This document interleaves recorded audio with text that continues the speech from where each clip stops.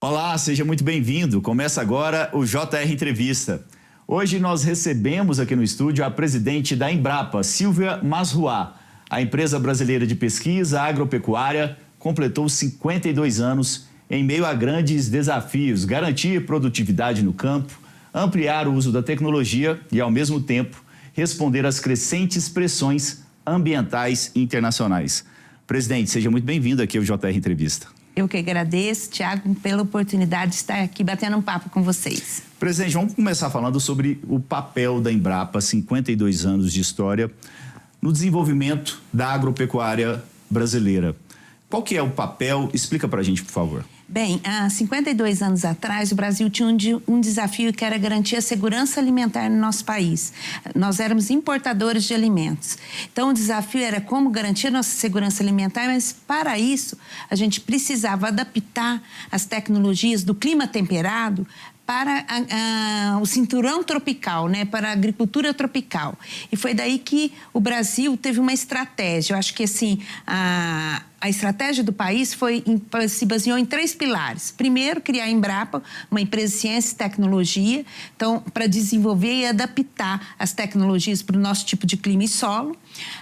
Basear também um outro pilar na capacitação, e daí mandou pesquisadores para o mundo todo para ser treinado, capacitado, para então ver os nossos problemas aqui e para encontrar soluções para a agricultura brasileira, mas também como capacitar os produtores rurais, como levar essas tecnologias aos produtores rurais. E o terceiro pilar é a questão de políticas públicas associadas. Então, esses 3 pilares fizeram que o Brasil passasse, então, né, em 50 anos, ser grande produtor, exportador de alimentos para o mundo todo. Principal exportador de alimentos no mundo hoje, né, presidente? Vamos dar algum exemplo? Pois não. De alguma cultura, assim, que teve Hoje a maior cultura é a soja. Sim, a soja, né? A expansão da soja para o Cerrado. E a gente tem diferentes climas no Brasil também, né? Sim. Qual que, por exemplo, no desenvolvimento da soja, né? Da semente que é usada hoje aqui no Brasil, dá para falar um pouquinho do papel da Embrapa? Sim, que na verdade, como a gente tem 6 biomas no Brasil, né? Completamente diferente. Eu acho que o segredo nosso também foi adaptar, desenvolver cultivares adaptadas para cada região do país. Para cada região do país. E a soja começou no sul do país, nós estamos trabalhando e trazendo ela para o centro-oeste, né? Que a gente fala para o Cerrado brasileiro. Esse foi um dos grandes... Na época, o Cerrado não se acreditava que pudesse produzir, né, no Cerrado brasileiro. E hoje é altamente produtivo. Altamente produtivo.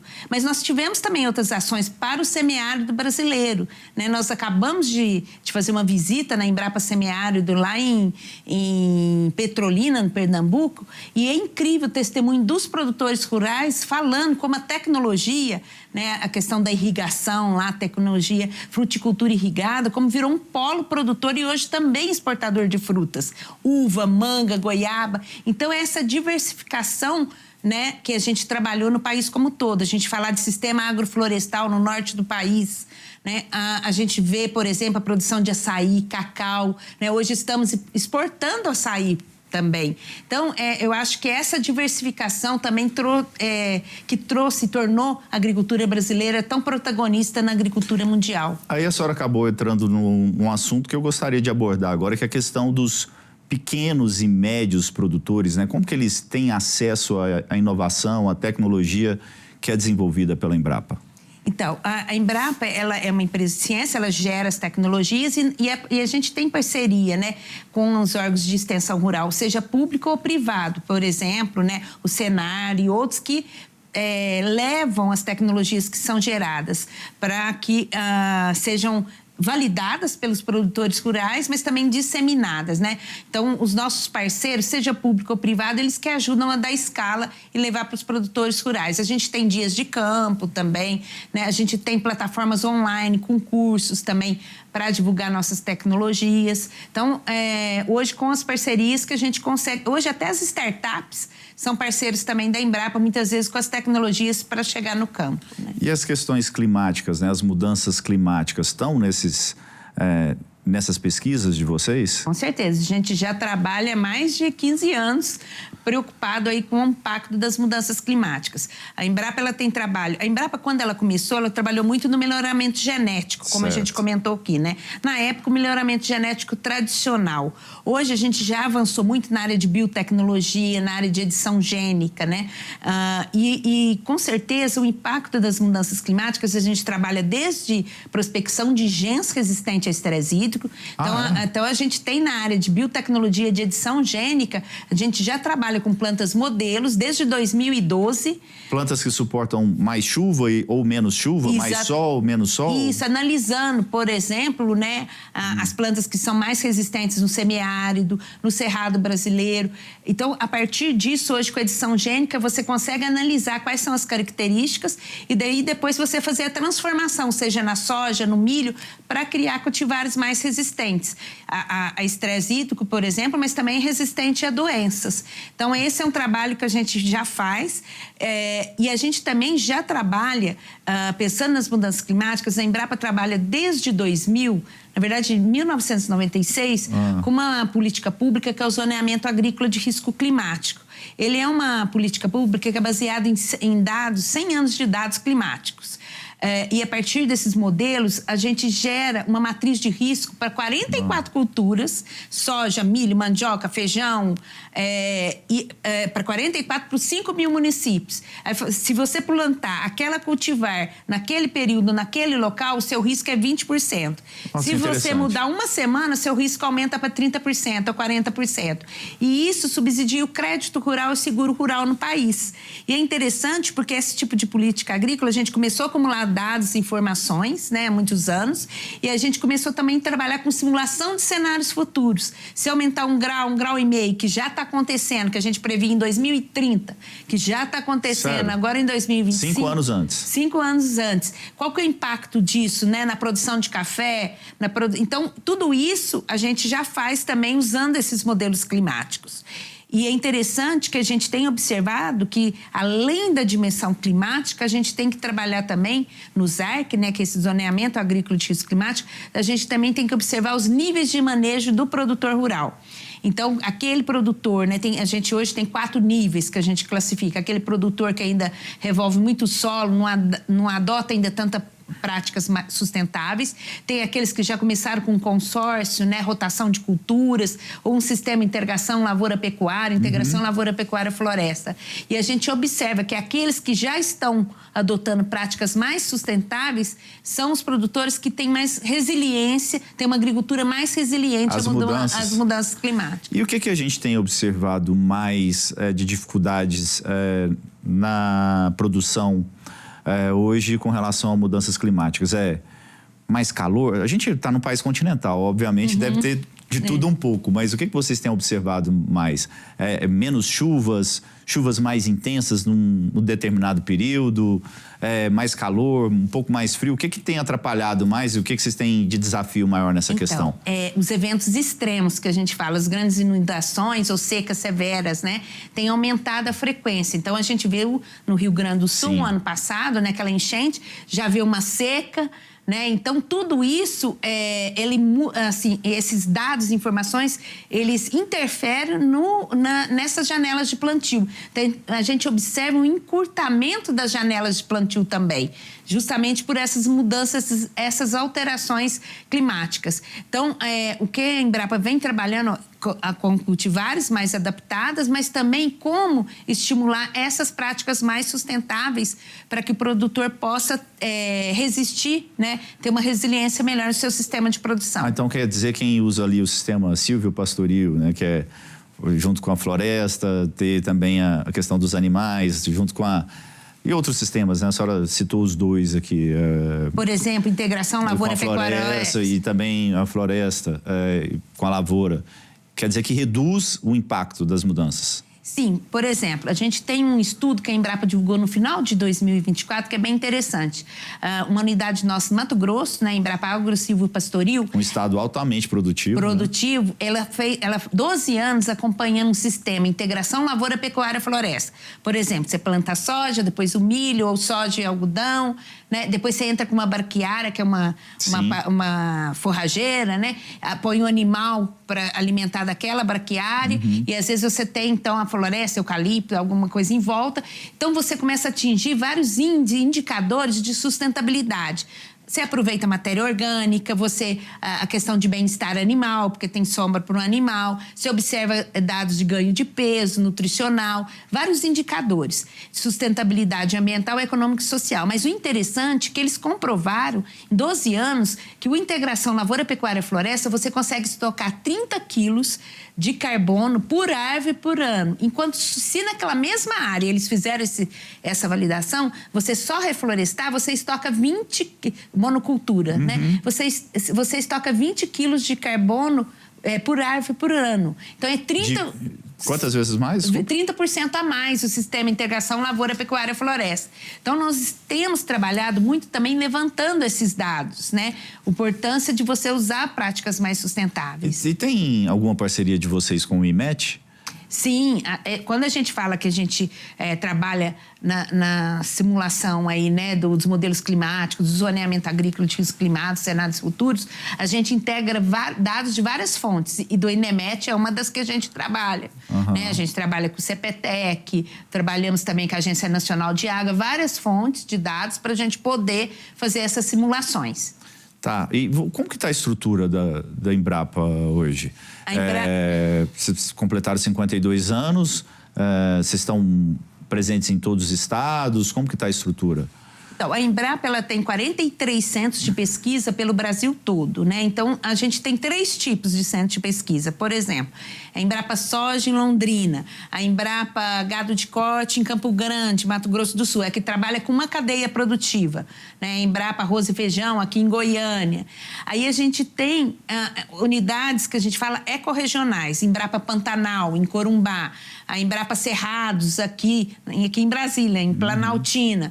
E temos também as unidades temáticas, que é um terceiro tipo, que são unidades que trabalham num tema transversal. Aqui em Brasília, por exemplo, a Embrapa Biotecnologia e Recursos Genéticos, a Embrapa Agricultura Digital em Campinas, a Meio Ambiente. Então, são temas que a gente trabalha na parceria com todas as outras unidades da Embrapa. A Embrapa hoje ela tem 7.500 empregados aproximadamente, onde nós temos 2.100 PhDs, né, doutores em diversas áreas, né, que trabalham nessas diversas unidades da Embrapa. Entendido. Bom, em relação à redução da emissão de gases poluentes, né, o agro brasileiro pode mesmo se apresentar como parte da solução? Essa é uma discussão que deve ser realizada principalmente na COP30, né, que vai ser realizada em Belém. De que forma o agro está inserido nessa discussão? Com certeza, o agro pode ser inserido como parte da solução para as mudanças climáticas e é muito importante num país, né, como o nosso, onde a agricultura, a agropecuária hoje contribui com 25% do PIB nacional. Então, realmente, a gente precisa cada vez mais adotar práticas mais sustentáveis. O que a gente tem trabalhado na COP30, a gente vai, a Embrapa, a Amazônia Oriental, que é uma das 43 unidades da Embrapa, ela fica em Belém, ela fica a 1,5 km da onde vai ser o Parque da Cidade, onde vai ser a Blue Zone e a Green Zone da COP30.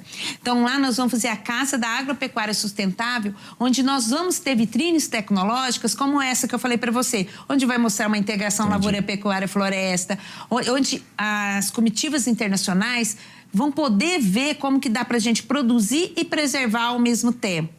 Então, aí a gente vai ter uma diversidade, né? Como eu sempre falo, a gente trabalha de A a Z, de açaí a zebu, então a gente vai poder lá ver um sistema agroflorestal, uma integração lavoura, pecuária, floresta, o sistema Guaxupé, que é um sistema para produção de leite de corte que a gente trabalha na Amazônia há mais de 25 anos, que é bem interessante, e trabalha com consórcio de oleaginosas e leguminosas e também mostra que viraram verdadeiras biofábricas, que a gente consegue reduzir 36% da emissão de gases de efeito estufa. Esse é um exemplo que a gente também vai estar mostrando.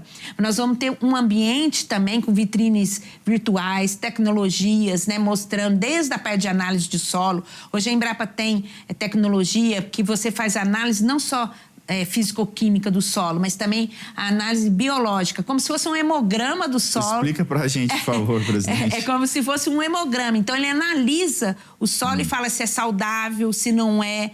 Né? Então, se ele precisa, por exemplo, de mais cálcio, alguma correção. Exatamente. E aí chama Bioasa, essa tecnologia da Embrapa. Então, nós vamos estar demonstrando lá. Temos uma outra, a Guilibs, que é uma tecnologia que, além do... Ele permite você fazer o cálculo de carbono também do solo. Então, esse tipo de tecnologia, além das vitrines, a gente vai estar mostrando. A nossa ideia é mostrar que a gente tem também um programa para o nosso país, que é um programa nacional de conversão de pastagens degradadas, que existe aí, né? Segundo dados da ONU, até 2050, nós teremos 9 bilhões de pessoas. É esperado que aumente 60% a produção de alimentos no mundo. E é esperado que pelo menos 50% venha do Brasil. Mas a gente tem a pressão de aumentar nossa produção, nossa produtividade sem expansão de área, né? Conservando o meio ambiente. Esse, como você começou falando aqui na nossa entrevista. Então, para isso, a gente hoje no país, né, liderado pelo Ministério da Agricultura e Pecuária, né, pelo nosso ministro Carlos Favro, a gente tem um programa nacional de conversão de pastagens degradadas. Esse programa é justamente como que você vai... A gente fez um mapeamento, nós temos 160 milhões de hectares de pastagem. Desses 160 milhões de hectares, 40 milhões de hectares estão no nível de degradação severa ou média. E aí, a gente fez um mapeamento da aptidão agrícola dessas áreas. E aí, a partir disso daí, a gente vai ter um programa de como converter essas áreas, ou de um pasto mal manejado para um pasto bem manejado. Ou para alguma cultura específica. Ou para uma cultura, ou para um sistema integrado, ou consorciado. Então, esse é um trabalho que a gente está desenvolvendo e que a gente quer apresentar também para o mundo todo, né? Bom, a gente já vai continuar falando sobre esse tema, mas antes eu preciso dar um recado. Você pode assistir ao JR Entrevista na Record News, no portal R7, no Play Plus, no Jornal da Record, no JR 24 horas, à 00:30 e também nas nossas redes sociais. A gente estava falando da Conferência do Clima, né, das Nações Unidas, a COP30, em Belém. E a senhora estava dando um dado muito importante, que é a questão dos 160 milhões de hectares, me corrija se eu estou falando pastagens no Brasil. De hectares de pastagens degradadas, né? Pra gente, de áreas degradadas que eram pastagens, né? 160 milhões de hectares de pastagem, onde 40 milhões de hectares, um quarto, né? Tem áreas degradadas que tem possibilidade então, assim, de reconversão. Para quem está nos assistindo, quando a gente fala em áreas degradadas, é áreas que não estão produzindo corretamente, que podem ser recuperadas tanto para a questão do gado, como para outras culturas. Isso. E a senhora estava dizendo que vocês pretendem mostrar esses dados para a comunidade internacional na Conferência do Clima das Nações Unidas. Sim. Justamente para mostrar a nossa capacidade de crescimento ainda. Isso, explica isso de pra gente. aumentar a nossa produção e produtividade. Só para você ter um dado, em 50 anos, a gente aumentou a nossa área plantada em 140%. A gente tinha 25 milhões de hectares, hoje a gente tem aproximadamente 80 milhões de hectares, tá?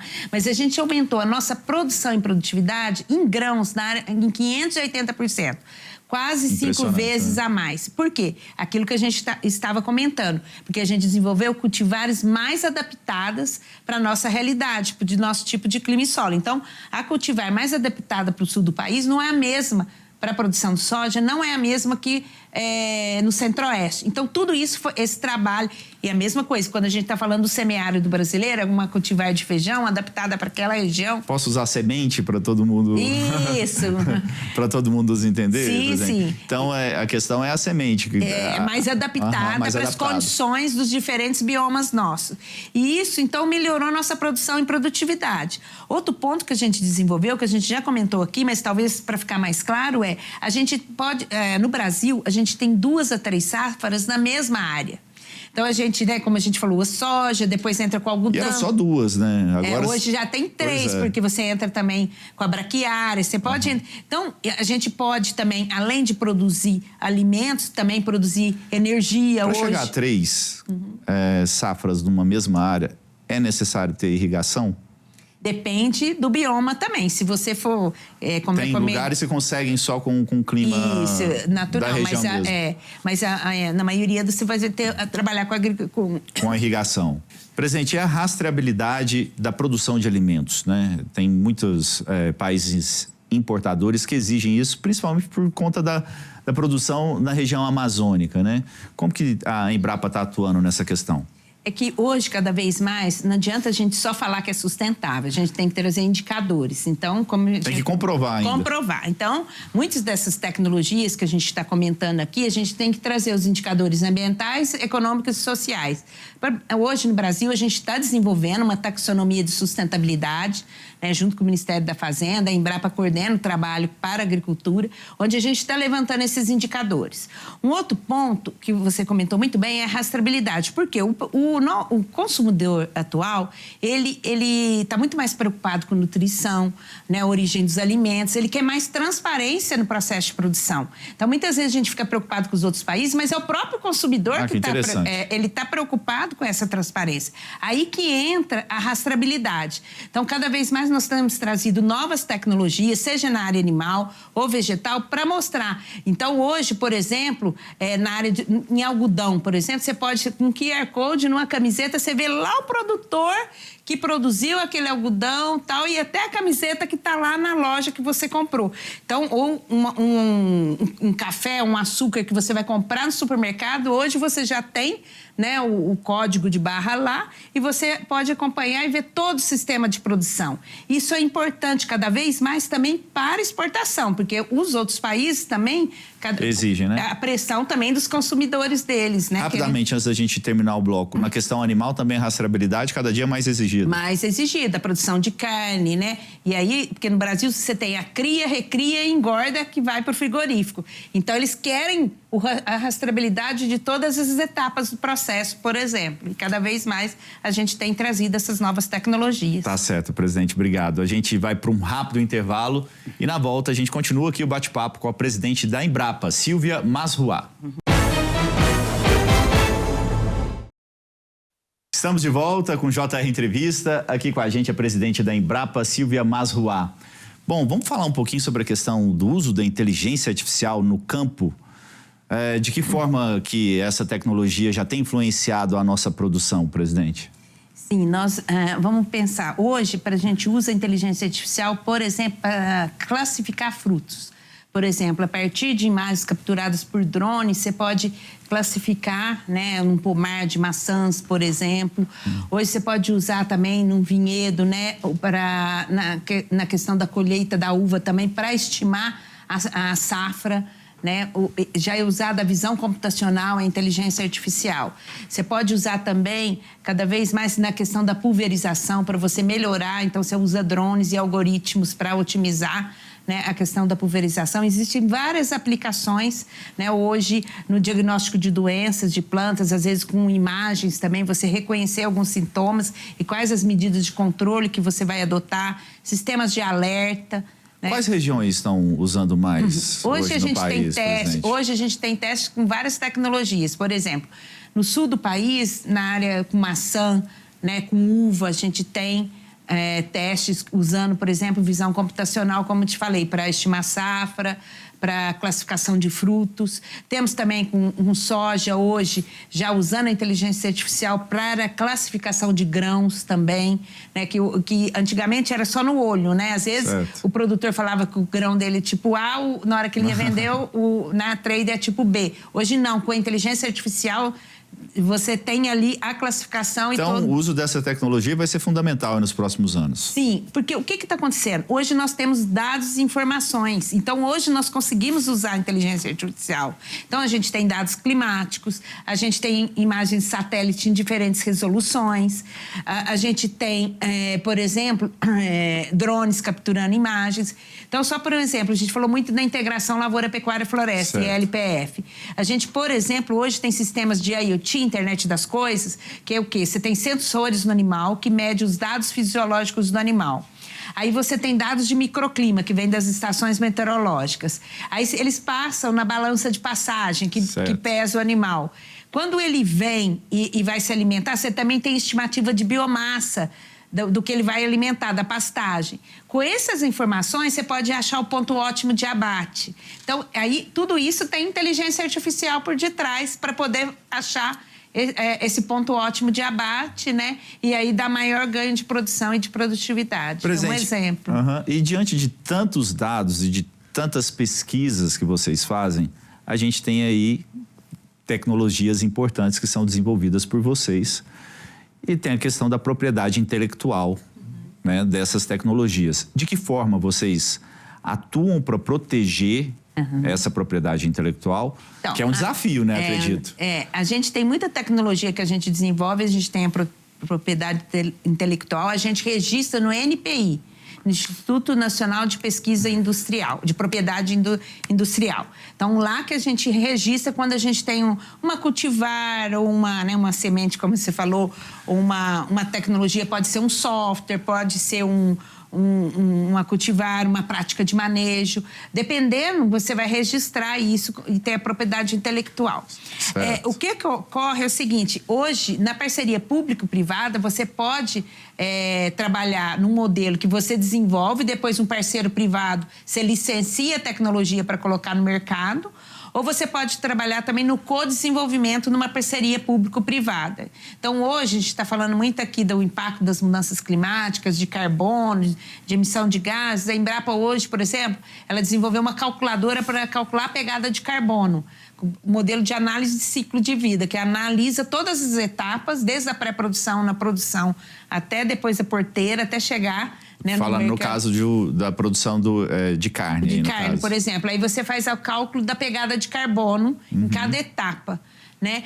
Qual que foi a emissão para produzir cada animal, por exemplo? Isso, para chegar lá, para a gente ver aonde pode melhorar, né? Adotar a prática mais sustentável para que diminua a emissão de gases de efeito estufa. Então, com tudo isso daí, hoje, a gente uma calculadora é uma desenvolvida pela Embrapa. Então, a Embrapa tem a propriedade, por exemplo, intelectual disso, mas ela pode fazer uma parceria público-privada e ter um licenciamento que uma empresa possa prestar no mercado, ou co-desenvolver com uma outra empresa privada também.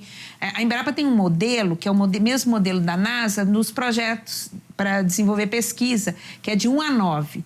É tipo assim, do nível 1 ao 3 é pesquisa mais básica, é aquela como se fosse mais igual na universidade, bem básica mesmo, que não vai chegar no mercado tão rapidamente, é uma pesquisa que leva mais anos.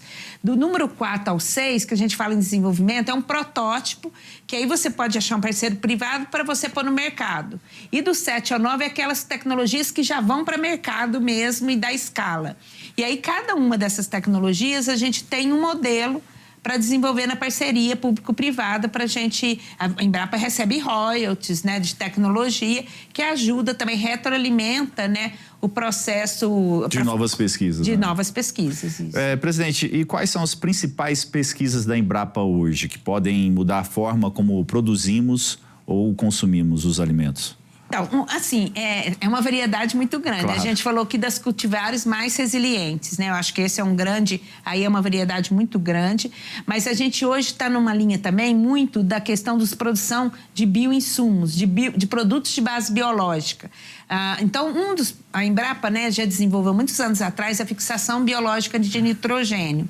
Essa é uma das tecnologias que ajuda hoje a gente tem aproximadamente, a utilização dela, você evita de usar fertilizante nitrogenado. Só para eu entender direitinho, e também quem está em casa, fixação biológica de nitrogênio. Que interessante. O que é isso? A partir de micro-organismo, né, numa bactéria do solo, você consegue absorver mais nitrogênio da planta e aí você usa menos produto sintético com nitrogênio, porque você tem que usar nitrogênio, fósforo e cálcio, né?